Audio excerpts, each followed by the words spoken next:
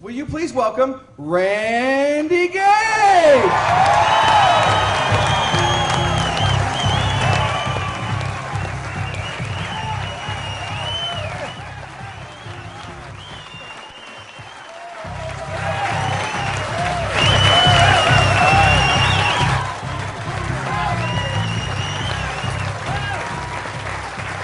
Thank you. Thank you.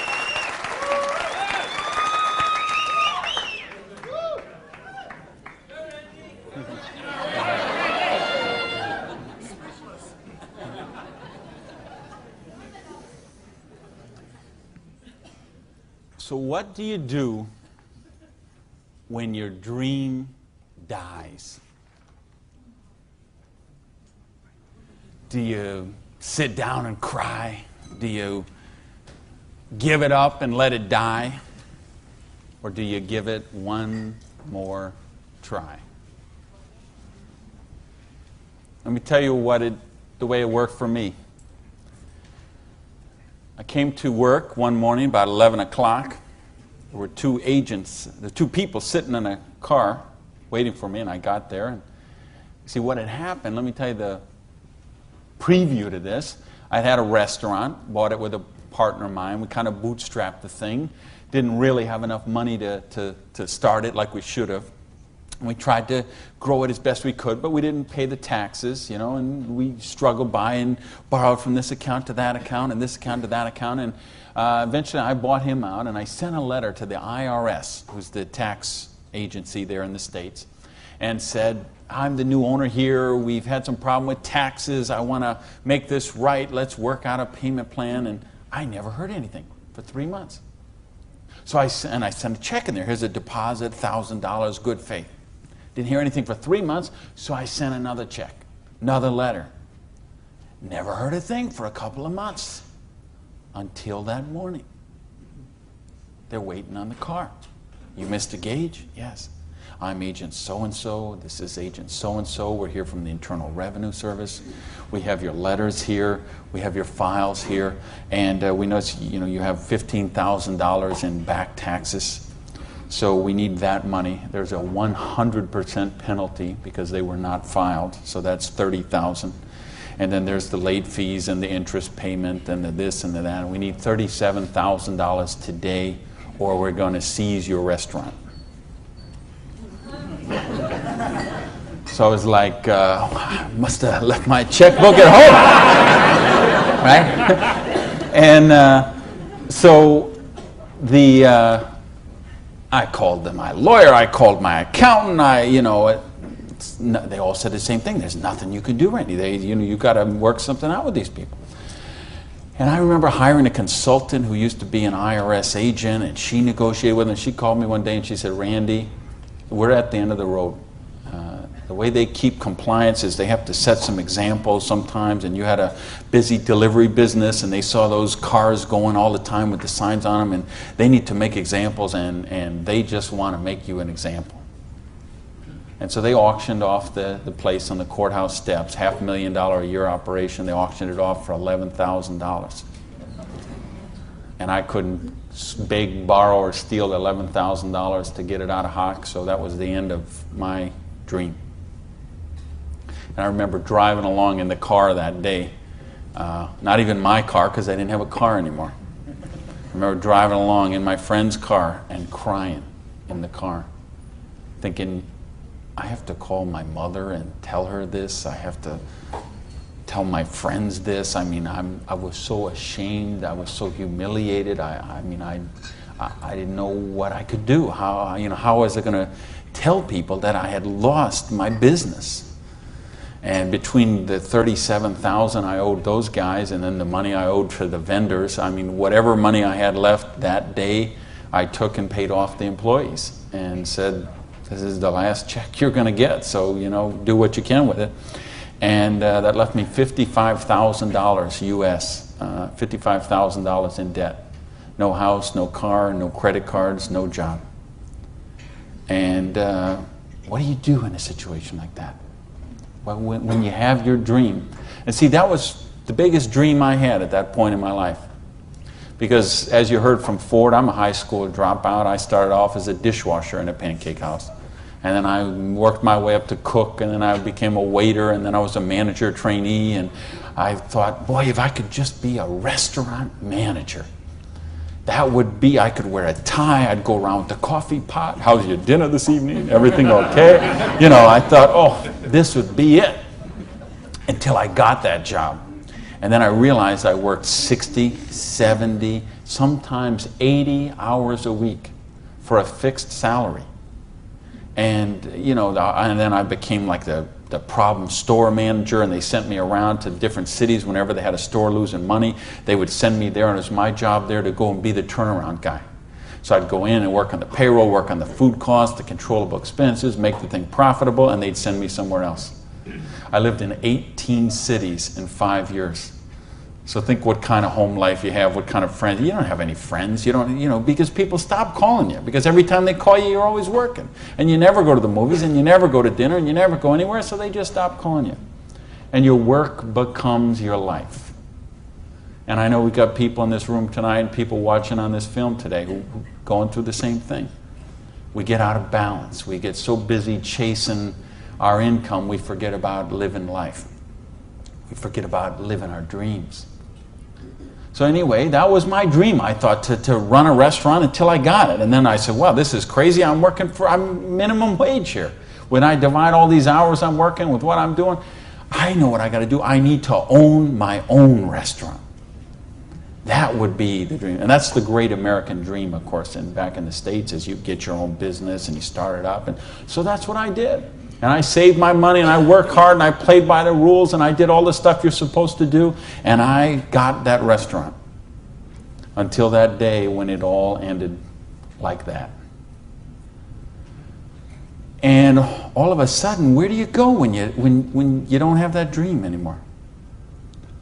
And, you know, in my case, I had to back up, and I'll talk about that in a sec, but I don't want to talk about me tonight. I want to talk about you tonight. I want to talk about your dream. And I mean the big dreams, the bold, daring, imaginative ones you had. The ones you had when you were 15 years old, and 18 years old, 20 years old. Because you know what I see people give up on their dreams. And it seems the older we get, the more we give up on our dreams. And you know, talk to any kid who's 15 years old, and they know they're going to have a great car when they grow up, and a great house, and a great job, and a wonderful spouse, and they're going to be rich, and they're going to be successful, and they're going to be an astronaut, or a football star, or a rock star, or whatever, right? There's no limits to what they can dream. And what happens along the way? They get out, they go to school, they get out as 22, 23 years old, all of a sudden they take a job they don't really want. It's not their dream job, but they figure it'll do for right now. And then maybe they find out about another job, and that's not their dream job, but it's a little more money than the last one. And they meet someone along the way, and all of a sudden there's two, and then there's a little baby on the way, and there's another baby, and then there's diapers and formula and braces and all of those kind of things. And all of a sudden they take another job that's 500 miles away, but again, it pays a few $1,000s more a year, so they take that job. And all of a sudden you're 35 years old, you're 45 years old, you're 55 years old, and you forgot about your dreams. That's what tonight is about. I know you heard it's a business opportunity. Nah, it's a dream opportunity. How to get your dreams back. I noticed this because I like sports cars. Some of you all know me. You know, I got a car thing going on.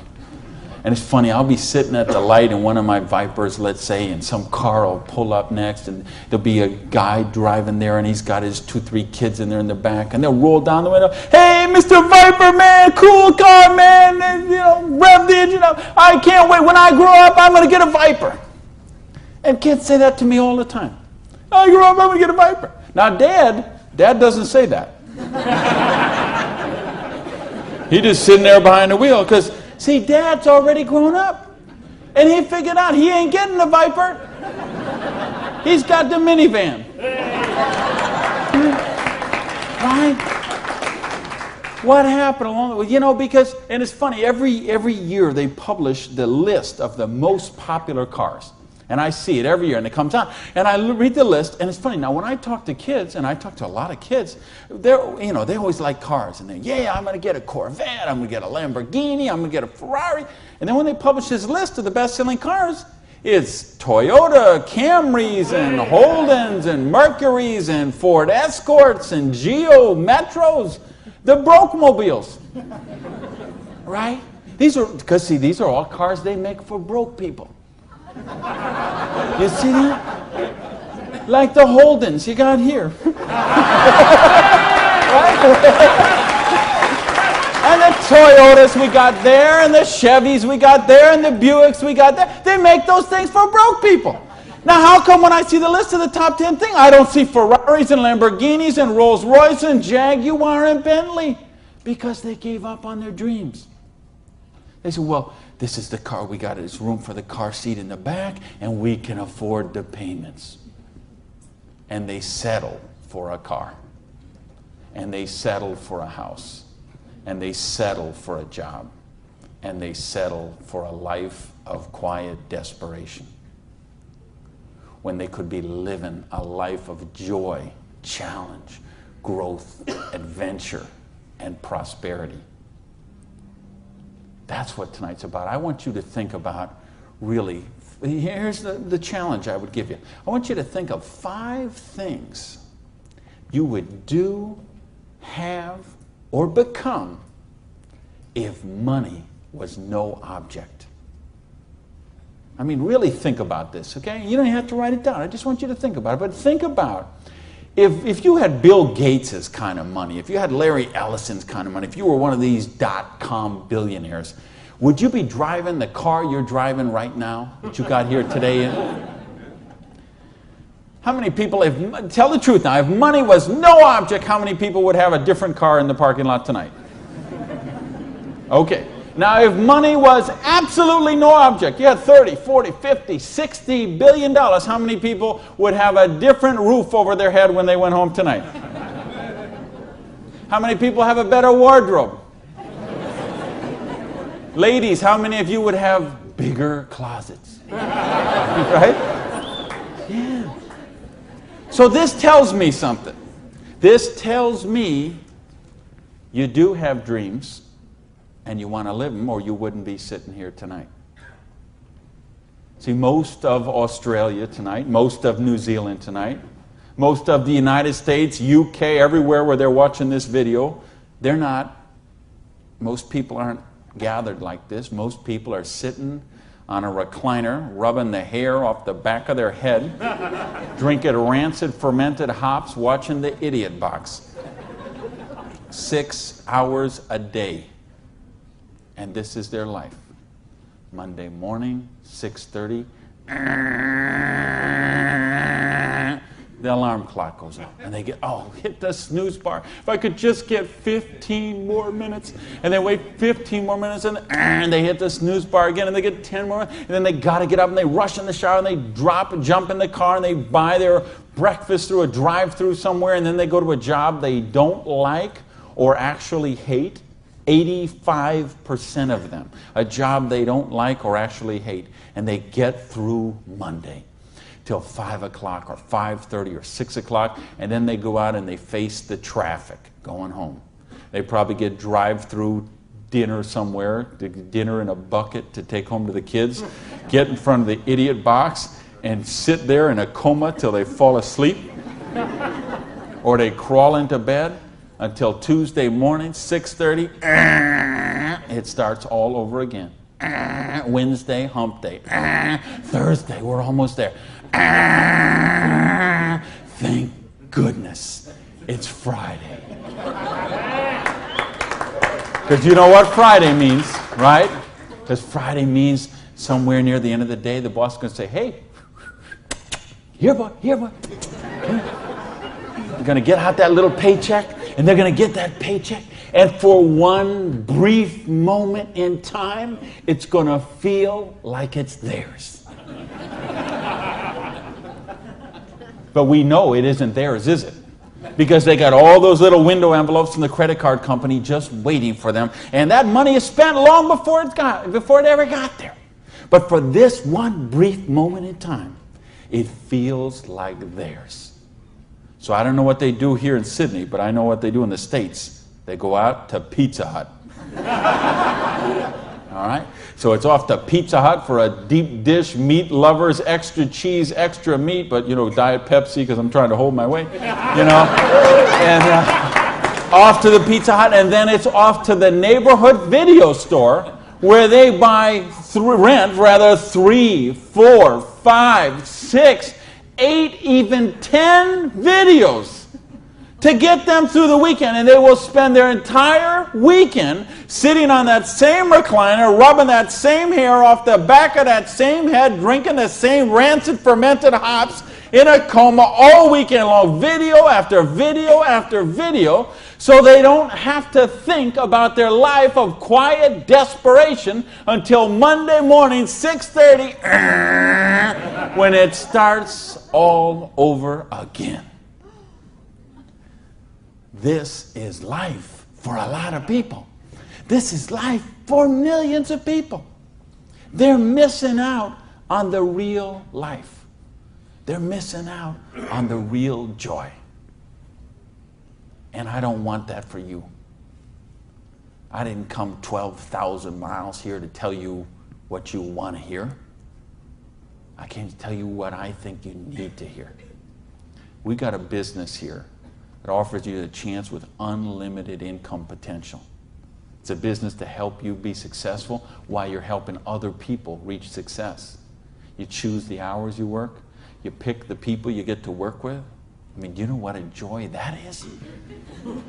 Just to be able to pick the people instead of those slobs you're working with. Right?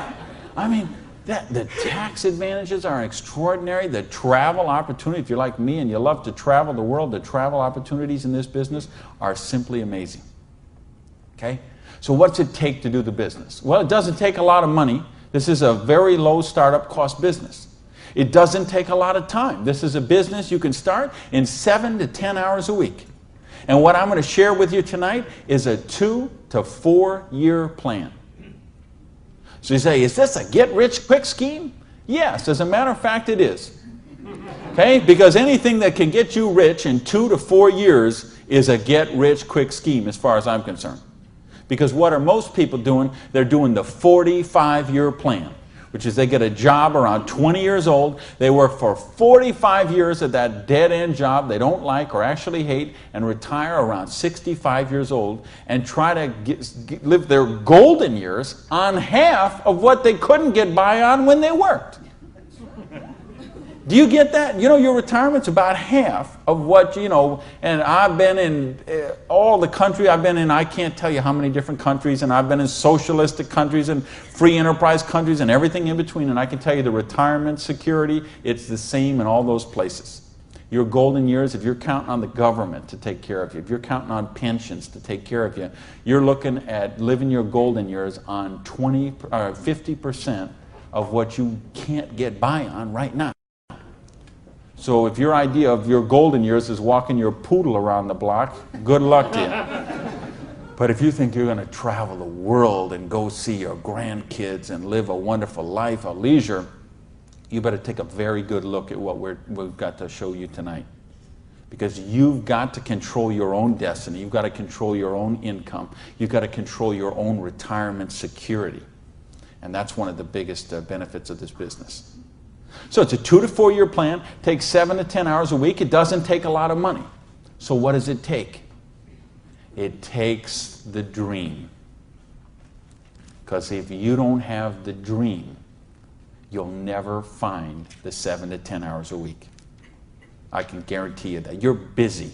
We're all busy. You're working, you're picking up the dry cleaning, you're making dinner, you're taking the kids to football practice, you're paying the bills, you got to sleep, you got to eat, all this. You're using 24 hours of every day already. So what's got to give? You've got to find a dream, something that will take you to this frame of mind where you will change the way you live, you will change the daily actions you take, and you will change your mindset for a 2 to 4 year period. So that alarm clock will go off at 6:30 in the morning. You'll get up, you'll have your breakfast, you go to work, you'll work 8 or 9 hours at your job, you'll get out of the job, you'll run somewhere, grab a bite to eat, and go somewhere and work for another 3 hours in the evening. When you could be home watching TV, when you could be with your kids, when you could be with your family, when you could be watching a football game or something else. But you will make a sacrifice. You will say, I will find the 7 to 10 hours a week for 2 to 4 years to build my freedom, to build my security, to build my independence. And don't tell me, ladies, well, I can't do that because of my kids. Let me tell you what I say to that. Don't use your kids as an excuse not to do the business. Use your kids as the reason to do the business. So you can raise your own kids instead of paying someone else to raise them for you. You know how many people drop their kids off at a daycare center at 7:30 in the morning and pick them up at 5 o'clock at night? Those poor kids couldn't pick their mother out of a police lineup.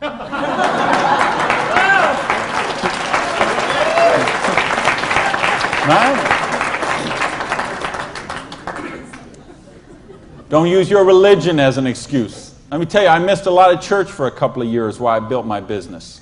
I was doing meetings on Wednesday nights instead of going to church on Wednesday night. Some Sundays I was in a different city working with a long-distance line instead of being at church.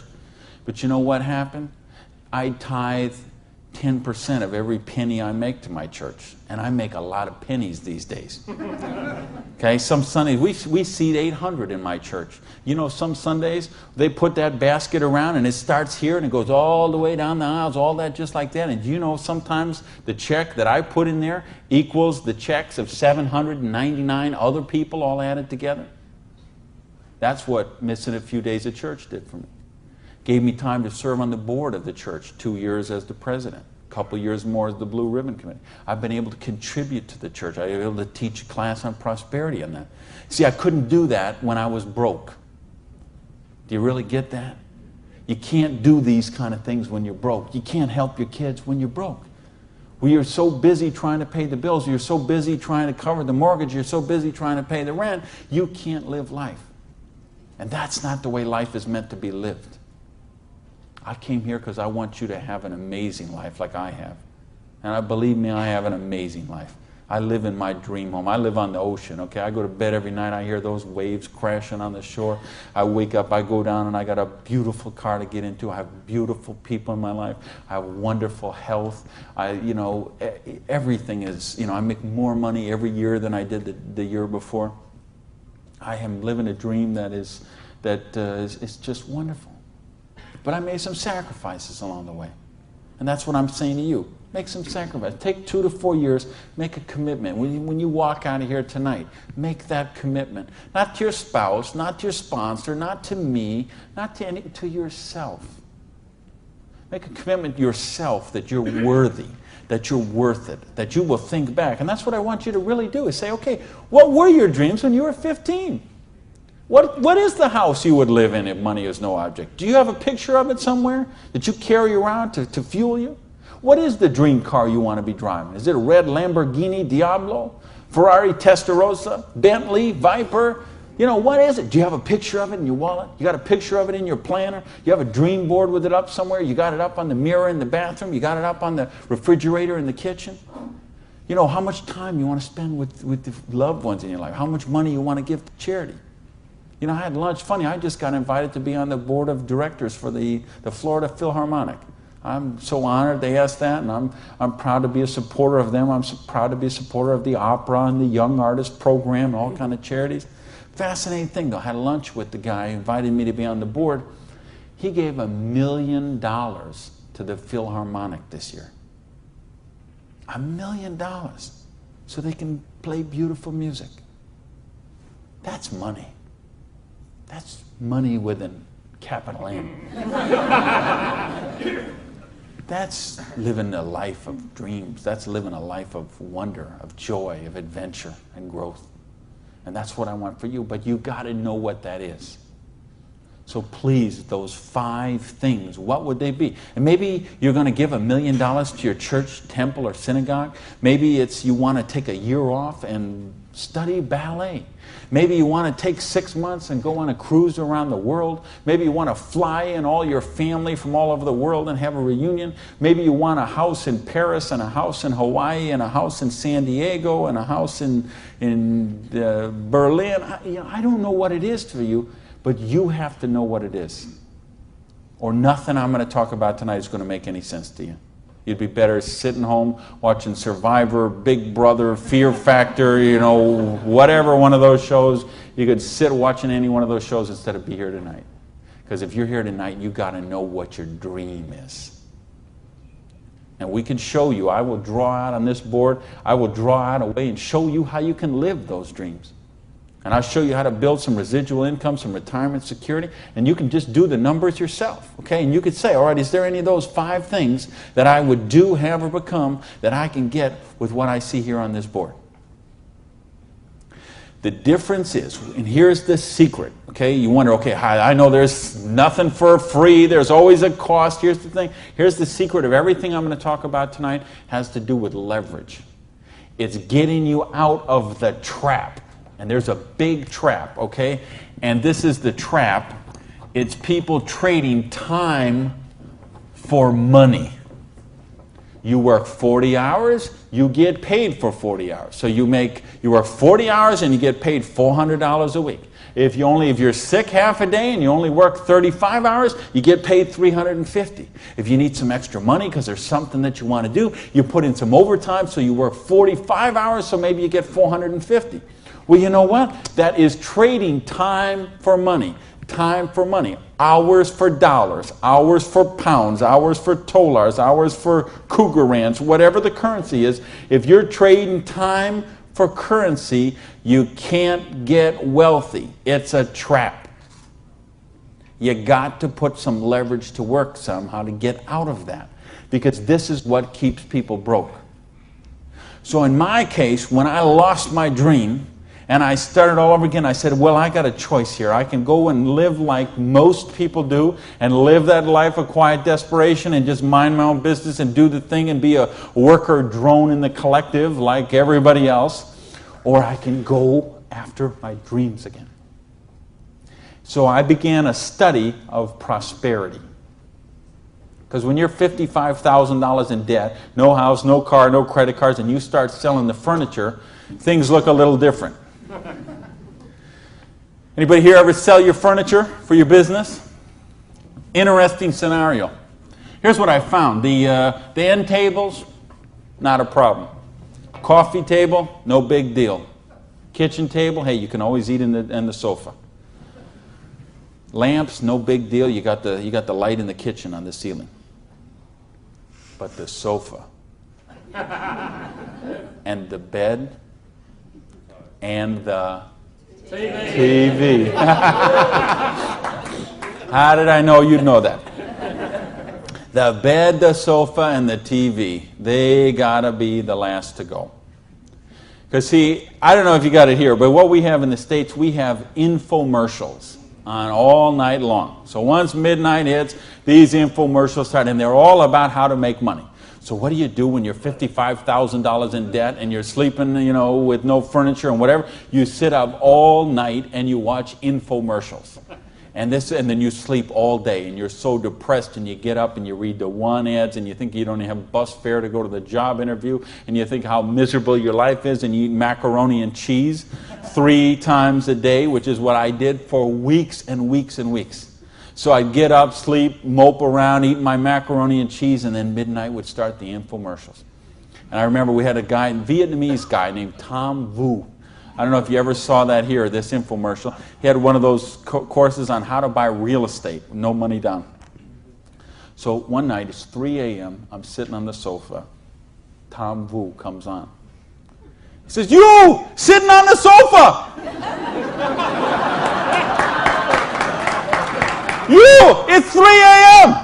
Now I know he's really worried, because it's 3 a.m. I'm sitting on the sofa. He said, "You sitting on the sofa at 3 a.m. Your wife's asleep. Your baby's asleep. You are a loser." Nobody cares about you. You a loser. If you don't buy my program, you deserve to be broke.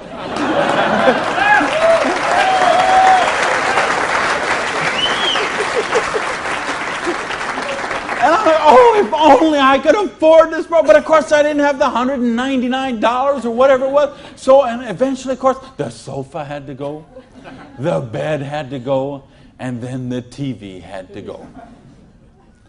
And then something else had to go. And that was my mindset. My victim, loser, woe is me, oh, the circumstances are against me. That mindset had to go. And I had to say, okay, I am sick and tired of being sick and tired. I am sick of being broke. I am sick of being sick. I am sick of being stupid. I'm sick, you know, the truth is I wasn't even broke, okay? Because I would have needed $55,000 to qualify for broke. Okay? I would have been happy to be broke at that point in my life, okay? At that point, I would have been happy to have an alarm clock going off at 6:30 waking me up. Now, is that the dumbest invention you ever heard, though, an alarm clock? You're supposed to wake up when you finish sleeping. But, right, what do? We stuck in the thing. So now at this point, I wouldn't have been happy with an alarm clock. Okay, but I started a study of prosperity. And here's what I found. 2 secrets of prosperity. If you want to be wealthy, secret number 1, you have to be your own boss. You ain't going to get rich working for other people. You know, if you've got to get a job as president of Disney Studios or, you know, IBM calls you up and wants you to be the vice president of operations, maybe you're going to make a lot of money. All I know is those people weren't calling me, okay? And they may not be calling you, okay? So if those people ain't calling you, you want to get wealthy, you got to be your own boss. Because let me tell you a secret. I don't care how nice your boss is. I don't care how much your boss loves you and wants to help you. The truth is they have to buy you at wholesale and sell you at retail. Otherwise, they don't make money and they don't stay in business. So the only way they make money off you is to buy you at wholesale and sell you at retail. So if you want to make money, you got to be able to get up in the morning, look in the mirror, and know that you're talking to the boss. And issue number 2, and this is the most important thing, which we mentioned, you've got to employ the concept of leverage. And this is something, J. Paul Getty, who was one of the wealthiest people the world ever known, he understood this. And he was quoted oftentimes, this is probably his most famous quote, when he said, I would rather have 1% of the efforts of 100 people than 100% of my own efforts. Because he understood the concept of leverage. And he became one of the wealthiest people the world has ever known.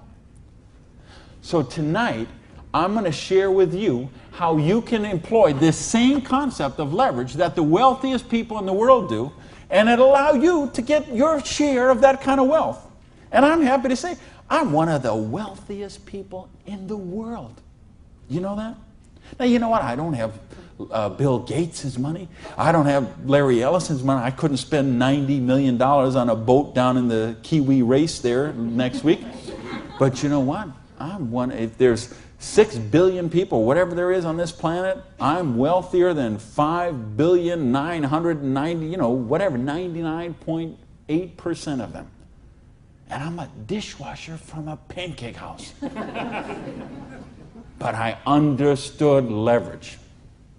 Now, how do you put this leverage? It's a business called network marketing, sometimes called multi-level marketing. Sometimes we call it MLM for short. What is it? It's a business that allows you to leverage the efforts of other people who have a dream and are willing to trade that 7 to 10 hours a week to get a dream. So you're going to introduce them to the business. You're going to teach them a duplicatable system that they could follow and duplicate the same results with people that they're going to introduce to the business and create this system that everybody can follow, and everybody will get a nice chunk of the organization that is built. And because you direct your own organization, because you are your own boss, you get some residual income out of the efforts of the people that you introduce to the business. That's the leverage. It's no different than when Madonna makes a record and every time they play that CD, she gets a royalty of that. When Coppola does a movie and that movie plays, it gets a royalty of that. This is how the average person can get leverage. See, if you got money, leverage is not a problem. You can leverage your money. You can buy stocks, bonds, invest in companies, invest in real estate, all that kind of stuff. I couldn't do that. If you could buy a franchise. If I would have bought a restaurant franchise instead of opening my own restaurant, chances are I'd still be in the restaurant business. But you know what? I couldn't afford the franchise fee. I didn't have that kind of money. Ask someone about the stock market, they'll tell you, unless you got $25,000 you can afford to lose, don't even get in the stock market. Well, I didn't have $25,000 I could afford to lose. I didn't have $25 I could afford to lose. So I didn't have the money to leverage. And if you got a couple $100,000, couple million you can leverage, hey, maybe you don't even need to be here tonight. But I'm speaking to the rest of you who don't have that kind of money.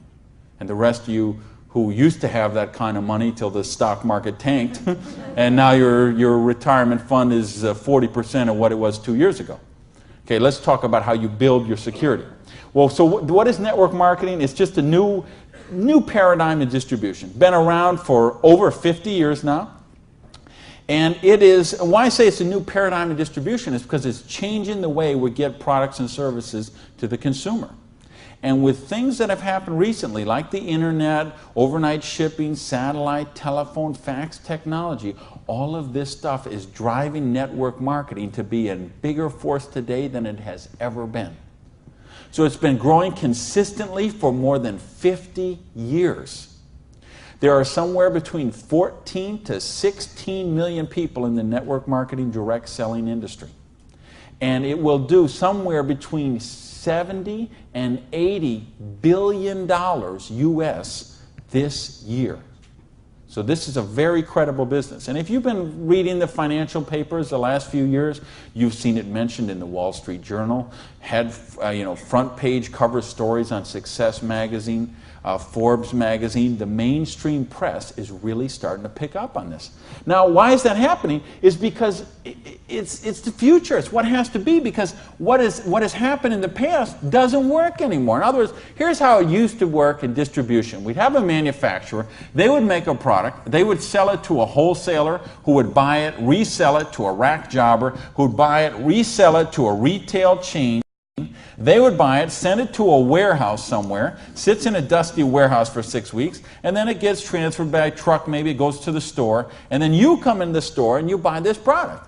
Well, they had to make money, they did. You have all these parasites who were taking money out of your product. I say, why am I calling all those people parasites? Well, it's not that they're not nice people, it's just that made sense 100 years ago. It doesn't make sense today. Because today, we can have a network marketing company manufacture a product and send it direct to a distributor who in many cases is the end consumer, and in other cases is just conversationally marketing the products with their friends, neighbors, and relatives, and we eliminate all these other people in the middle. So look at the difference. This made sense 100 years ago. Something came by boat over here. Maybe it went from California, it went on a ship, came to the East Coast here, and then it was transported across to Australia, over to the outback. It was the same thing with us. We used to get stuff from England, and it would land in Boston or New York, and then it would go by stagecoach across the country, and then it went by train, and then it went by truck, and this is the only way it worked. This is all we knew.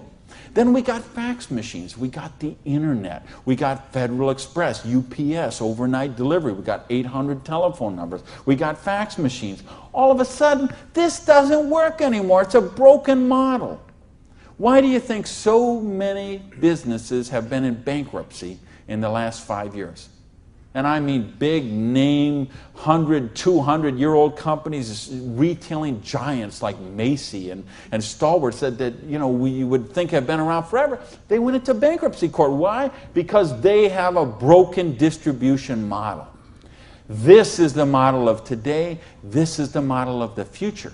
And with what we're doing now with internet and 800 numbers and ordering, this is going to get just bigger and bigger and bigger.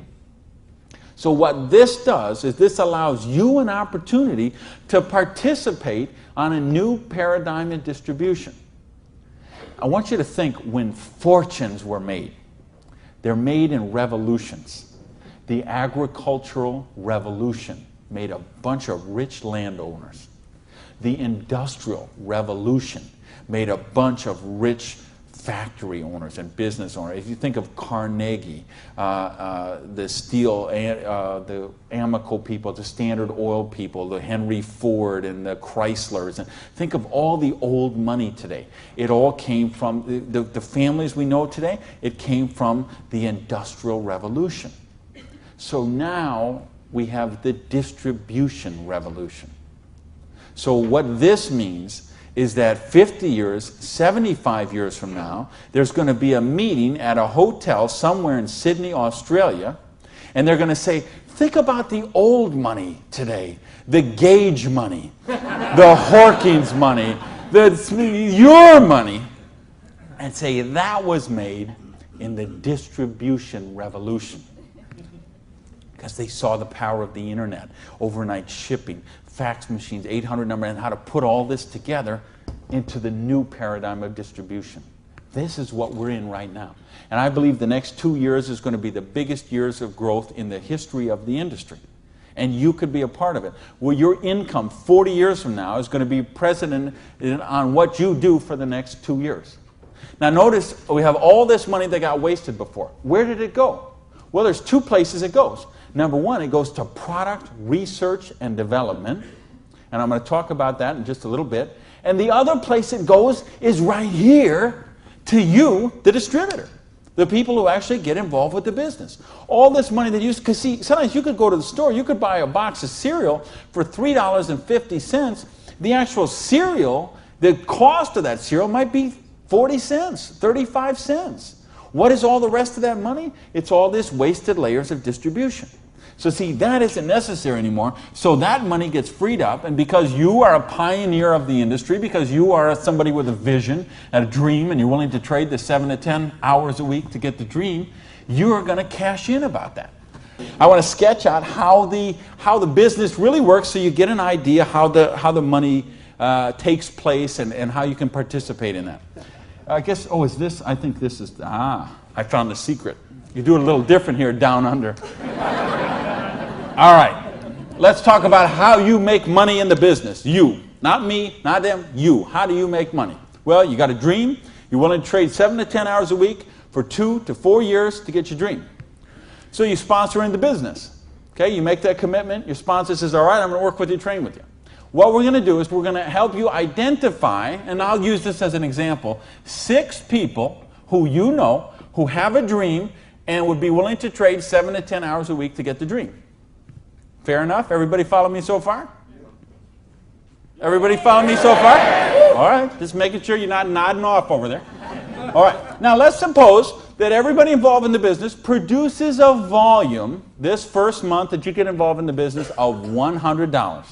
Now notice I didn't say $1,000 or $10,000 or $100,000. I said just $100. Why? Because I want to show you this is very simple, very duplicatable, very doable for everyone. The secret of this business is leverage. We have a lot of people doing a little bit, just 7 to 10 hours a week. So now if you and each of the 6 people you introduce into the business produce a volume of $100 the first month, you'd have $700 worth of volume in your organization, right? Now, we have a lot of different companies represented here tonight. There's all kind of different pay plans. But I think you're going to find as an average, what you're going to see in the business is you can make about 10% of what your organization does in volume. So if you had 6 people plus yourself, everybody did $100, you'd have $700 volume, so you'd make $70 your first month in the business. Now you say, come on, Gage, you brought me here for $70 a month. I can't even wash my Lamborghini for $70 a month. I understand. But see, believe me, I understand. I know what it's like to keep cars clean. But this is just month number 1. And how much, if you're a doctor, and by the way, if you're a doctor, if you're a lawyer, if you're an accountant, you know what plan you work under? Trading time for money. Just like the bus boy at the Denny's restaurant, the doctor, the lawyer, the accountant, trading hours for dollars, same thing. So how much did you make when you learned to be an accountant? You probably went to school for 10 years. While you learned to be a nurse, when you learned to be a doctor, when you learned to be a lawyer. Think how many, you didn't make anything. So don't be crying about your lousy $70 here, okay? Because you're learning the business. Because look what happens next. Now the second month, we're going to say, we're going to help you help your people. We're going to teach you that duplicatable system to teach your people. And we're going to have them, now we're going to say they're not quite as bright as you are, okay? They didn't quite get this as good as you did. So they each got 5 people that they're introducing to the business, all right? Now, of course, it will not work out exactly this way, because I know some of you accountants there are sitting there thinking, okay, this guy might only get 4. Don't worry about that. I'm just making an example. So you got the 6, and this 6 each got the 5. Well, that would put 30 new people in your organization. Plus, you still have the 6, plus you got you. So now, the second month, you'd have 37 people, each doing $100. How much would that be? $3,700, right? So 10% of that would be how much? $370. Now you say, okay, $370 is a nice little pin money, but it still isn't going to buy my Lamborghini. I understand that. But that's just month number 2. Because all of a sudden, look what happens. There's 36 other people who are, now they're not working for you, they're working for themselves. So they're not calling in sick, they're not stealing paper clips to take home, okay, none of this stuff. They're all working for themselves, right? Now, what happens when we duplicate the process? And we say, now we're going to teach them how to teach their people. And you say, well, how do you do that? We've got a complete step-by-step duplicatable system to show you how to do that. You're going to teach your people how to teach their people. So we say, what if those 5 each just got 4? Now, why I'm doing this? Because I want to be really, really conservative. If I showed you what could really happen, I'm afraid you might swallow your teeth. So I'm going to be very conservative. So now if the 30 people each just got 4 people, now we'd have 120 new people in the organization. They don't work for you, they work for themselves. 7 to 10 hours a week, they're building a dream. 120 plus the 30 plus the 6 plus you, that's 157 people. Everybody just doing not $1,000 a month, not $10,000 a month, not 100 lousy dollars a month does $15,700 income or volume, which means your income for month number 3 would be $1,570. Now all of a sudden we have a little money, we could play with something. We could do something with $1,500 a month. Do you know how many bankruptcies would be avoided with $1,500 a month? I would make a bet to say of all the personal bankruptcies, and there's been a record year for personal bankruptcies the last 6 or 7 years in a row. Every single year has broke the record from the year before. And I had someone very close to me did this just a couple of years ago. And I'm telling you, I bet 90% of them would be eliminated with $1,500 a month. In fact, 90% of them would probably be eliminated with $300 or $400 a month. Just this much, the $370 a month, would help most people that they could just start paying down their credit cards instead of paying those minimum balances every month. By the way, do you know how long it takes to pay off your credit card if you're paying the minimum balance every month? 10 years? 20 years? 30 years? 40 years. That's how long it takes. So if you're paying the minimum payment every month, get happy, because in 2042, you're all paid off. All right, now we're going to go down one more level. Now we're going to say, what if the 4 people each just work with 3 people? Now again, everybody's not going to do it this way. Some are going to do it more, some are going to do it less, but I just want you to see how it works. Now the 120 people each do 3 people. That give us 360 people, plus the 120, plus the 30, plus the 6. This comes to how many? Somebody help me. I'm a high school dropout. 500 and something. 517, is that right?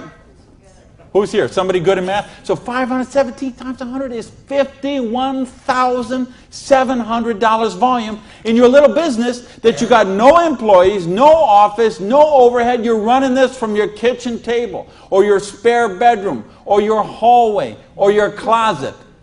and you're doing $50,000 volume a month. Do you understand? We can leave this hotel. We can go down the street, Elizabeth Street. We can go onto Oxford Street. We can go to Liverpool, and we can find shop after shop, beauty salon after beauty salon, store after store, dry cleaner that are not doing $50,000 volume a month. And you're doing it out of a part-time business, 7 to 10 hours a week. Why? Because you're using leverage. Do you get this? Yes!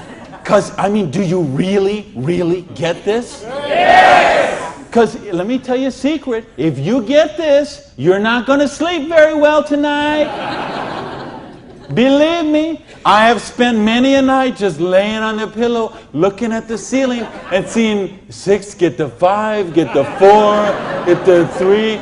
Okay? If you understand this, now we're talking $5,170 a month. Now, you know what? I did that in 4 months. It said 1, 2, 3. What if you didn't do that in 4 months? What if it took you 6 months? What if it took you 10 months? What if it took you 2 years? I told you it's a 2 to 4 year plan. Okay? And I know what some of you are thinking. All right, but what about if this guy here drops out? We got it handled. Okay? We have a thing called dynamic compression, and so we know when someone drops out, we eliminate that volume, we move up the next qualified person, and the whole organization moves up. So we got that covered too. Okay? So, but what if you didn't do this in 6 months? What if you didn't do it in 10 months? What if it took you 2 years?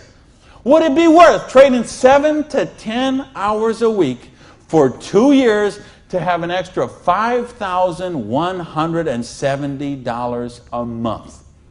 Yes or no?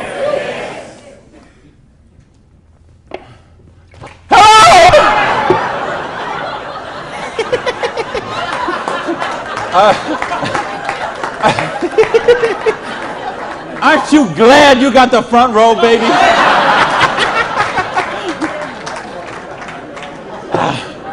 Now, let me get some more water here. And let me ask the question again. Would it be worth trading 7 to 10 hours a week for 2 to 4 years to get an extra $5,170 a month? Yeah! All right. Thank you. That's a little better. That's what I'm talking about. When you get this, when you really get this, you're not going to sleep tonight. Because you see how a dishwasher from a pancake house could become a multimillionaire. You see how a farmer's wife from Utah could make $80,000 US a month. You see how a woman with 2 kids and an abusive husband could leave her husband and become a multimillionaire. You see how people on welfare can build complete financial independence. And they can do it with integrity. They can do it with honor. They can do it with helping other people, giving value, contributing.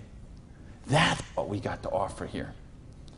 So see, now you say, okay, all that sounds good, it looks good, but what's the problem? What is the $100? Well, I told you, remember that whole distribution model? We have all of that money that used to get wasted. Now that goes into product research and development. You will see some of the most cutting-edge, state-of-the-art products in network marketing that you won't see anywhere else in the world today.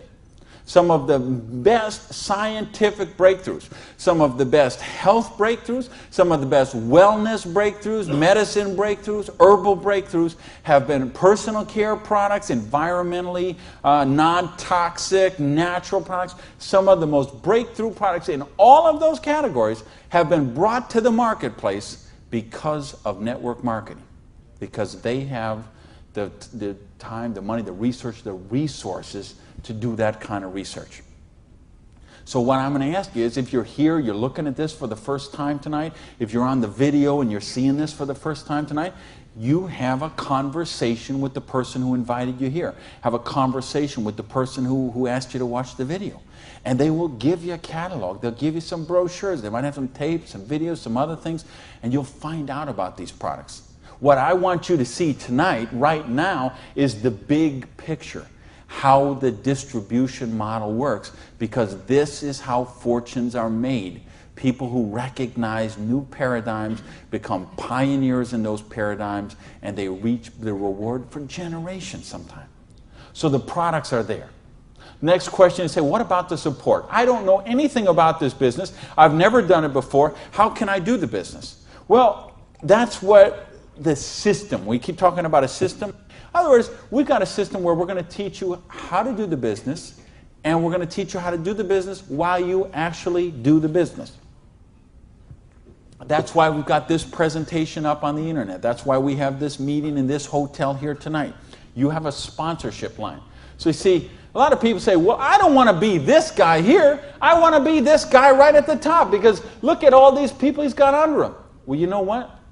This guy or this gal down here, this person and this person and this person and this person, and all the way up to the company, all those people work for that person for free. Because every one of those people have a vested interest in their business. So you want to have 150 people between you and the company, because they all work for you. So they will go with you and they will do two-on-ones with you. They will go to your prospects and sit down at a coffee shop and bring a notepad and explain the business to them. They'll conduct meetings like this where you can bring your people and let them see what the business is about. They'll bring in speakers from all over the country and sometimes all over the world. So your prospects can see and meet and learn from some of the most successful people in the business. There's conference calls, there's monthly newsletters, there's regional trainings, there's company conventions, there's audios and videos and brochures and booklets and catalogs. There is just hundreds of little tiny things that are all designed for one particular goal in mind: to make you successful. See, you are in business for yourself, but you're not in business by yourself, because you have that whole support network of people to help you build the business. So, and that don't happen when you open up your own, and you know this, most of you in this room, you know, if you've ever been in the restaurant business, like I have, you know what I'm talking about. If you own a beauty salon, you know if you own a little store or a shop, you know you don't own the business owns you. And you know if you work for someone else, you're never going to get wealthy that way. So what we've got tonight is a model that lets you work for yourself, but not by yourself, and it gives you the option to build your future. Now, I want to give you 3 options. If you're thinking about the business, I want to suggest 3 things to you. Option number 1 is you say to me, you know what, Randy, that sounds good, it looks good, but you know what, I'm one of the 1/2 of 1%. I love my job, and I get paid exactly what I'm worth. Well, you know what? If that's you, I don't know how you still made it this far in the room tonight, but if you did, thanks for staying. And then we'd love to have you as a customer, okay? And what I'd ask you to do is to talk to the person who invited you tonight and ask them about the preferred customer program. Because I told you, we've got some of the most cutting-edge, state-of-the-art products that you're going to find anywhere. And the difference is, if someone in this room or someone who asked you to watch this video told you about them, they will become your personal customer service representative. So you're not calling some 800 line that you never met, or sending things off and going into a store and standing around for 20 minutes trying to get someone to wait on you. You're going to have the personal attention of somebody who knows you and cares about you and will look after your needs personally. Now, option number 2 is what we call the small business. You say, you know what, Randy, this sounds good. I like the idea of being my own boss, and I like the idea, or maybe you're looking at a nutrition company and you say, well, I'm a chiropractor, massage therapist, an iridologist, or physical therapist, and I want to sell this stuff to my clients. Or maybe you're being presented to a personal products company and you own a spa or a gym or salon and you think you could sell them there. Or maybe it's a cleaning product stuff and you've got a cleaning service and you could sell them to your clients. Well, if you're looking to just kind of use the products yourself, buy them at wholesale, and then conversationally market them to your friends, neighbors, and relatives, that's a small business. And if you want to make a couple $100 to a couple $1,000 a month, the small business option would be the one for you. Now, there's one more option, and that's the big business option. Okay? And that's the stuff that we're talking about right now. Meaning, you're not looking just to retail a couple products to a friend. You want to build complete financial independence. You got a dream. You're willing to trade that 7 to 10 hours a week to get the dream, and you're willing to do a 2 to 4 year plan, and you want to work to build that dream. You want to build an organization like this. That's the big business option. If you're looking for financial independence, then that's the option for you. Now let's bring this all together. I told you what happened when when my parade got rained on. My dream looked like it was going to die, and I drove around in that car. I remember crying in that car, thinking, having to call my family and call my friends, and that it just took so much out of me. And I'll tell you what I did. I went in, and here I was. I had owned a restaurant. I'd owned 2 restaurants in my life. I had been a restaurant manager for years. I went and found a restaurant in South Miami, a little diner that was open for breakfast and lunch only, way in the Southwest where I didn't know anyone, and I got a job as a breakfast cook, flipping eggs. For 2 reasons. Number one is they would pay me cash every week. They would cash my paycheck, give me the cash, because I didn't have a bank account, because if I had a bank account, the tax people were going to seize it. So I needed someone who would pay me cash, and I needed to go get a job and just make some money to buy macaroni and cheese. And I had to lick my wounds. I had to take a couple of months and just regroup. I had lost my self-esteem. I had lost my drive. I had lost so much that I just didn't even know where to go. So I needed that time to do that. And so I got up every morning at 5 o'clock in the morning and took a bus down to South Miami to be there by 6 o'clock, 6:15, and flipped eggs every day till 2:30. And I did that all week long. And I did that for months to kind of just get my sanity back, get my esteem back. And then I went back to this business. And see, I didn't have the money to get back in the business because I still owed tens of thousands of dollars. But I had been in the business once. I had made some money. That's where I got the money to buy the restaurant initially. And what had happened, I'd been with a new company. It was not a stable company. I got some money. I bought my restaurant. That company went out of business. Well, then I was in the restaurant and working 80 hours a week, and then it just, that's what happened. So now, owing $50,000, I knew I was never going to pay this off flipping eggs, and I knew I was never going to pay it off even if I got a job as a restaurant manager. I mean, do you know how long I'd have to work as a restaurant manager before I could make $55,000 and pay it off? And I owed even more then because I had borrowed a bunch of money just to live. So I said, I've got to get in this business. So I went to someone I knew in the business who knew me from before, and I said, you know me, you know that I can work, you know I have a dream. I don't have enough money to get in the business. I needed about $600 to start that business. Rob, he lent me that $600. And you know what? Best decision he ever made. So I went out, and I didn't do this business 7 to 10 hours a week. I did this business 7 to 10 hours a day. I sponsored 9 people the first month of the business, okay? I didn't do 6. For those of you who say, well, it doesn't work this way, you're right, it didn't. I sponsored 9, okay?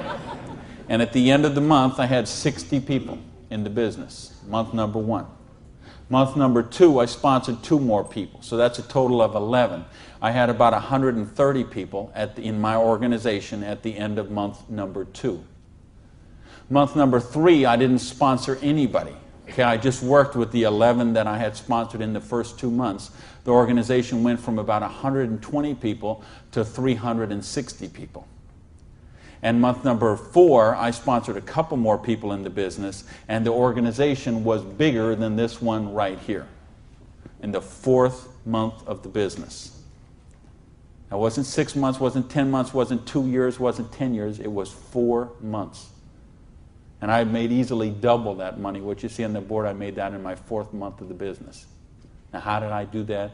I needed to and wanted to very badly. I was hungry. I had a dream, and I was sick of being broke. And that's what I want you to get out of this is, do you understand? This is how it goes. There's no limit here. You could sponsor 7. You could sponsor 8. You could sponsor 9. You could build this whole organization, build yourself up to get $50,000 or $60,000 a year residual income, and then you could go out and you could sponsor 5 more people and start the whole process all over again, the same exact thing. And you could have 100,000 residual going. And you could start with 5 more and you could have 150,000 residual going. And if you put 5 people a year in, and it's very simple, put 5 serious people in the first year, put 5 serious people in the second year, put 5 serious people in the third year, and you will be making a fortune. Put 5 serious people in the fourth year, you'll have a business worth at least $1 million, I project. Put 5 more the next year, and you're going to have a business worth a couple $1 million in 5 years. Why? Because we got residual income here. You're building leverage. You're getting this going. And that's what I want you to get. You know, and now I've been able to help people all over the world. I told you guys, the platinum people, I talked in the reception about the 3 kids from Norway who came to a program I did in 1998. And they're all multimillionaires now, all 3 of them. Number 1, number 2, number 3 payout in their company. I think of you guys right here in the front row and what you've done the last couple of years. And you know the people I had in London, those people there, what they're doing there. I've got people all over the world. Just, they got a dream. They're willing to trade it. We give them a system to follow, and they're living their dreams. I think of a lady named Mary in Colorado. Lady I mentioned earlier. 2 kids. She's sleeping in her friend's basement because she's on welfare. Divorced, no husband anymore, no one to help pay for her kids. So she was on welfare. And along the way, she got attracted to the business. Along the way, I was able to touch her and touch her life, show her some things, how to follow a duplicatable system. She built an organization making $30,000 US a month. Now, you know, the $30,000 US a month, I'm okay with that because you can get by on that. Okay. I couldn't get by on that, but I know a lot of people could get by on that. But you know what? It's not the $30,000 that gets me so excited about what Mary did. It's what Mary did. It's the example she does for her 2 kids. Okay? It isn't just the money. It's what, I mean, do you know what that means to those kids to see this woman who was on welfare and just desolate and nowhere to turn, and you meet her today and she is so well dressed and positive in her esteem and she's so confident and she is modeling this behavior and setting such an example for her kids. This is how you raise good kids. Is you show them how to be successful yourself. You don't tell them grow up and get an education, grow up and be successful, grow up and make money. You model the behavior for them. Jan Rue, who a lot of you know, I've done programs with Jan. Here's a lady, same thing, abusive husband, divorced, 3 kids I think, became the #1 payout in her company. Why? Because she had a dream. And she was willing to trade that 7 to 10 hours a week to get a dream. And we've got the model here where you can do that. There is no limit to what you can do.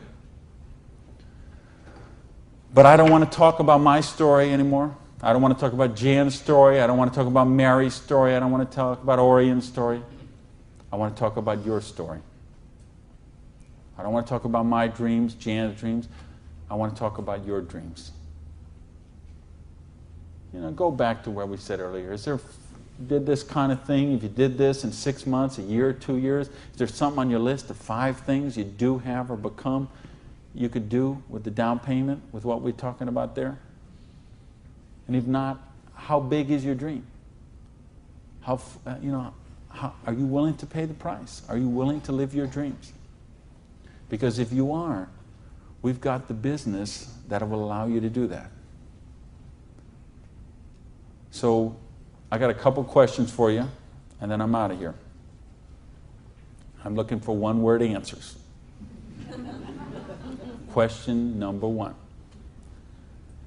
Do you believe you're really worthy of success? Yes! Question number 2. Are you really willing to live your dreams? Yes! Yeah, baby! And question number 3, the last question, and I'm looking for a 1-word answer once again, and you better blow the roof off this joint because that's it, and I'm out of here. Because all of this, all of these numbers, all these things, it all goes back to this one circle. These are not circles. Every one of these represents a person, and this circle right here represents you. And this thing only works if you believe in you. If you believe you are worthy, if you believe you have a dream, if you're worth that dream, if you're willing to trade that 7 to 10 hours a week to live that dream, if you're willing to not let your dream die.